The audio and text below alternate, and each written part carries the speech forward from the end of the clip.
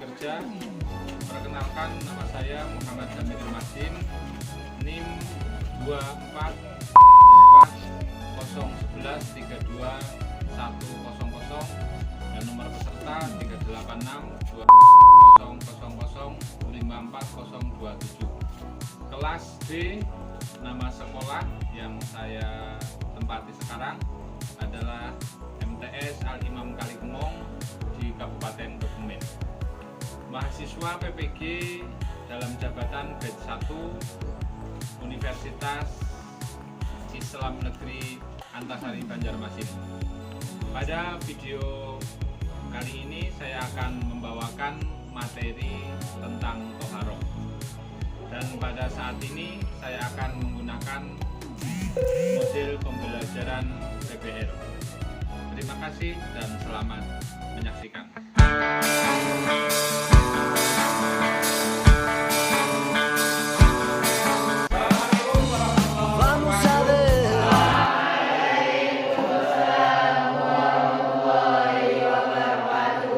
Gimana kabar hari ini?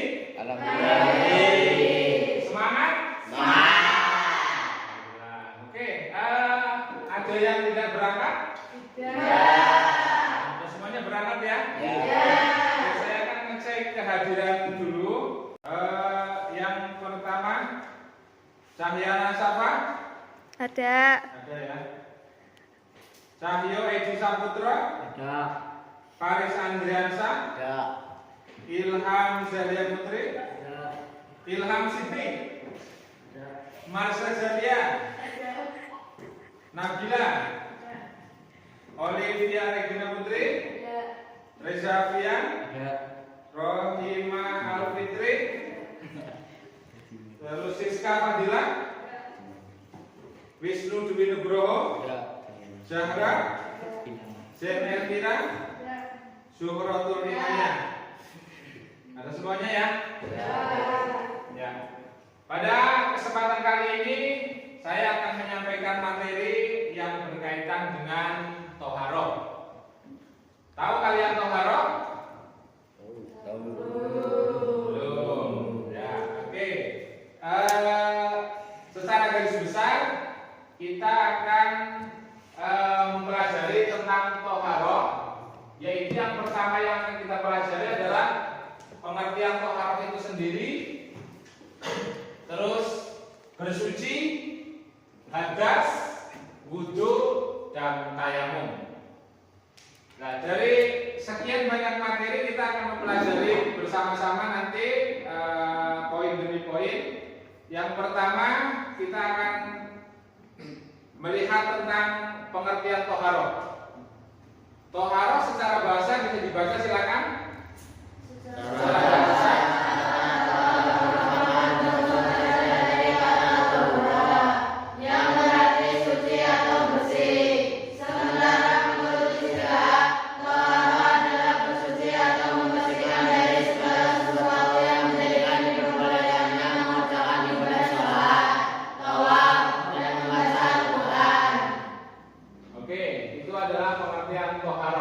Toharoh berasal dari kata bahasa Arab bentuk masdar yang berarti tohro, yang berarti suci atau bersih. Dan selanjutnya yaitu bersuci. Macam-macam bersuci di sini bisa dibaca secara umum para ahli fikih. Para ahli fikih adalah para ulama, orang-orang yang mengerti ilmu tentang fikih atau mempelajari menekuni fikih. Dilihat dari sifatnya, bersuci dibedakan menjadi dua, yaitu apa saja? Yang pertama, bersuci lahiriah dan bersuci batiniah. Yang pertama bersuci yang bersifat batiniah, berhubungan dengan hati, dan yang kedua adalah bersuci yang hubungannya dengan dohir itu maksudnya seperti nanti ada bersuci dari najis. Nah, kalau hubungannya sama najis, otomatis nanti ada tempat, ada pakaian, dan ada badan. Nah, Nah, dan selanjutnya adalah bersuci atau alat-alat yang untuk bersuci. Kita tahu alat bersuci itu ada dua. Yang pertama berupa air atau benda cair, dan yang kedua benda keras. Benda apa? Padat. Air sendiri itu dibagi menjadi 7. Bisa disebutkan? Apa saja yang pertama? Air sumur. Yang kedua? Air hujan. Air laut. Air sungai. Air apa? Air. Yang ketujuh? Air es atau air salju sama saja. Selanjutnya ini adalah hadas. Kita tahu hadas itu ada berapa? 2. Sebutkan yang pertama. Hadas kecil. Hadas besar. Nah, yang pertama hadas kecil dan yang kedua hadas besar. Hadas besar. Dari hadas itu nanti ada sampai sunah mandi dan larangan bagi orang-orang yang berhadas besar. Karena tadi ada hadas kecil dan ada hadas besar. Hadas kecil maka cara mensucikannya yaitu dengan berwudu. Sedangkan hadas besar mensucikannya dengan mandi. Oke, dan selanjutnya yaitu tentang najis. Najis itu terbagi menjadi 3 bagian. Yang pertama najis mukhafafa atau yang biasa kita sebut dengan najis ringan. Selanjutnya yaitu adalah wudu. Wudu itu tadi apa? Cara menghilangkan hadas kecil, maka dengan berwudu. Dan ketika menghilangkan hadas besar dengan dan yang terakhir akan kita bahas adalah tentang tayamum. Kalian tahu tayamum itu digunakan sebagai alat alternatif, atau ketika tidak ada air maka diperbolehkan tayamum, atau dalam keadaan darurat seperti sakit, seperti tubuh kita terkena hal-hal sesuatu yang tidak bisa terkena air, maka boleh menggunakan tayamum. Nah, tayamum itu sendiri alatnya atau bentuknya tayamum itu menggunakan apa? Selanjutnya saya akan memberikan kata kunci tentang pembelajaran toharo yang pada pagi hari ini kita laksanakan. Yaitu yang pertama, setelah ini kalian nanti merumuskan masalah atau menjelaskan, berdiskusi dengan kelompoknya masing-masing. Yang pertama tadi adalah pengertian toharo itu sendiri. Terus yang kedua bersuci. Tadi ada kita sudah mendengar bahwa bersuci itu menggunakan apa? Salah satunya harus menggunakan air. Terus ada air itu tadi ada berapa macamnya? Ada 7. Terus nanti air itu terbagi menjadi air mutlak, air sunai, air haram, atau air makruh juga. Terus nanti bersucinya dari apa? Dari hadas atau dari najis. Selanjutnya ada hadas ya. Hadas itu sendiri nanti terbagi menjadi berapa? 2. Yang pertama hadas kecil dan yang kedua hadas besar. Apabila menghilangkan hadas kecil maka dengan berwudu. Apabila menghilangkan hadas besar maka dengan mandi. Selanjutnya wudu. Wudu itu dilaksanakan ketika kita menjalankan ibadah. Bentuknya itu sholat atau ibadah-ibadah yang lain yang sekiranya memerlukan wudu. Dan yang terakhir adalah tayamum. Tayamum itu menggunakan debu, jadi tidak ada tayamum menggunakan air. Bagaimana caranya, bentuknya seperti apa? Silakan kalian diskusikan bersama teman-teman sekelompok kalian masing-masing. Oke, silakan buka buku yang ada di depan Anda untuk mulai tentang tohara tadi.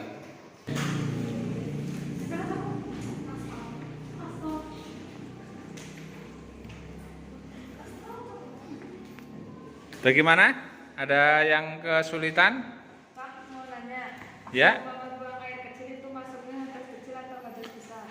Oke. Kalau buang air kecil. Kalau buang air kecil itu masuknya hadas kecil. Tetapi yang buang air itu siapa? Kalau seumpamanya bayi laki-laki yang belum berumur 2 tahun, maka itu nanti beda lagi. Itu nanti masuknya najis. Jadi buang air kecilnya itu hadas kecil, tetapi bentuk air kencingnya itu nanti najis yang nanti terbagi menjadi 3 bagian, mau apa, mau tawasito, tapi bukan bola dong kalau kencing. Itu nanti air itu terbagi menjadi, kalau nggak mau apa, ya mutawasito. Oke, di kelompok ini ada kesulitan? Ada. Ya, bagaimana? Pak, mau nanya. Kalau air dikali kan kotor kan dulu. Apakah yang itu hukumnya boleh dicuci? Kriteria 7 macam air yang bisa untuk bersuci. Ya, kriteria air salah satunya 7 macam itu kan air kali.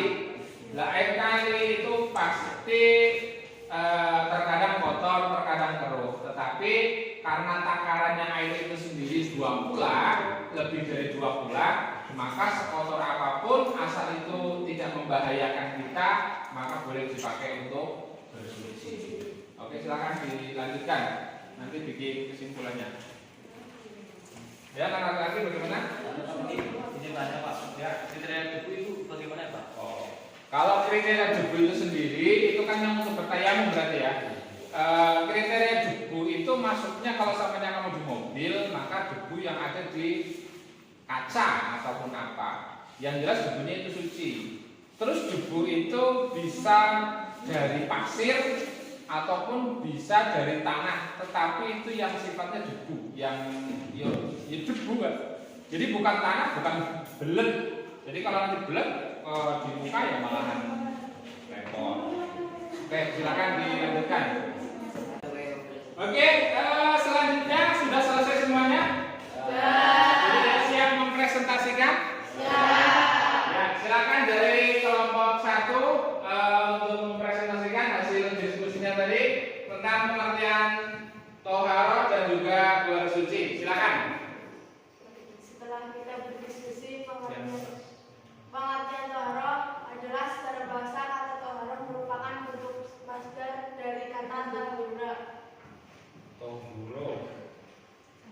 yang berarti suci atau bersih. Sementara menurut istilah toharo adalah bersuci atau membersihkan dari segala sesuatu yang menjadikan diperbolehkan yang mengerjakan ibadah salat. Ya. Terus selanjutnya silakan. Selanjutnya bersuci. Secara umum para ahli fikih membagi toharo atau bersuci menjadi 2, yaitu bersuci dari hadas dan najis. Sedangkan dilihat dari sifatnya, bersuci dibedakan menjadi 2, yaitu bersuci dengan bersifat lahiriah dan bersuci yang bersifat batiniah. Bersuci yang bersifat lahiriah yaitu membersihkan badan, pakaian, dan tempat tinggal dari segala. Selanjutnya hadas. Hadas adalah suatu kondisi di mana seseorang dalam keadaan tidak suci menurut ketentuan syara. Hadas kecil, hadas yang cara menghilangkannya dengan berwudu atau tayamum. 1. Hukum wajib bersuci seseorang yang hendak beribadah haruslah dalam keadaan suci dari hadas kecil, karena merupakan syarat sah ibadah maka oleh karena itu bersuci itu wajib. Oke. Selanjutnya kelompok 3 silakan mempresentasikan hasil. Baik, setelah kita diskusi, kita bersepakat bahwa tayamum secara bahasa memiliki makna al-qasdu, artinya kesengajaan atau tujuan. Sedangkan menurut istilah adalah menyatukan tanah atau debu yang baik atau suci ke muka dengan kedua tangan sampai siku. Dengan syarat yang telah ditentukan. Tayamum adalah pengganti wudu atau mandi. Setelah luka atau keringanan bagi orang yang tidak memakai air yang menyebabkan. Oke, setelah kalian mengerjakan diskusi tadi, ada beberapa pertanyaan yang akan saya ajukan. Yang pertama dari kelompok 1. Apa yang kamu ketahui tentang toharoh? Silakan dijawab. Toharoh adalah bersuci atau membersihkan dari segala sesuatu yang menjadikan diperbolehkannya mengerjakan ibadah, sholat, tawaf, dan membaca Quran. Oke, dari kelompok lain, kira-kira betul atau tidak? Oke, selanjutnya kelompok 2. Pertanyaannya adalah ada berapakah macam-macam air dan sebutkan? Ya, ada 7. Betul? Oke, sebutkan 3 saja. 1. Ya. Oke. Selanjutnya untuk kelompok 3. Pertanyaannya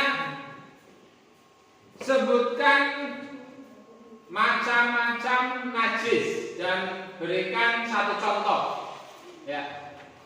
Macam-macam najis ada 3. Ya. Najis mukopapa, najis mutawasito, najis mubarado. Betul? Coba sebutkan 2 contoh najis mutawasito.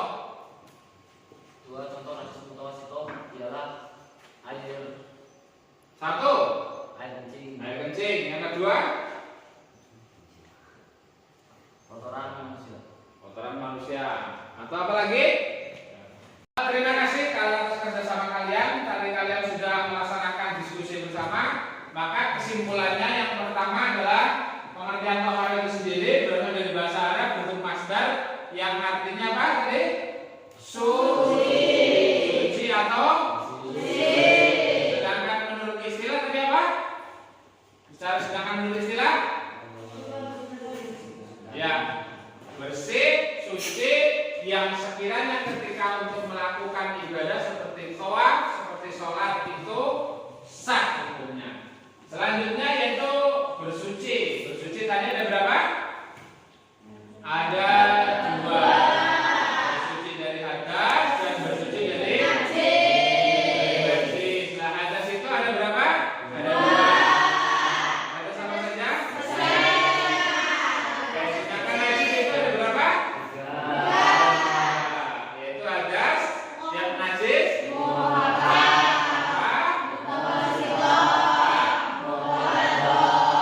dan selanjutnya tentang wudhu. Salah satu syarat-syarat wudhu yang pertama atau rukun wudhu yang pertama tadi, yang kedua, yang ketiga, tangan, yang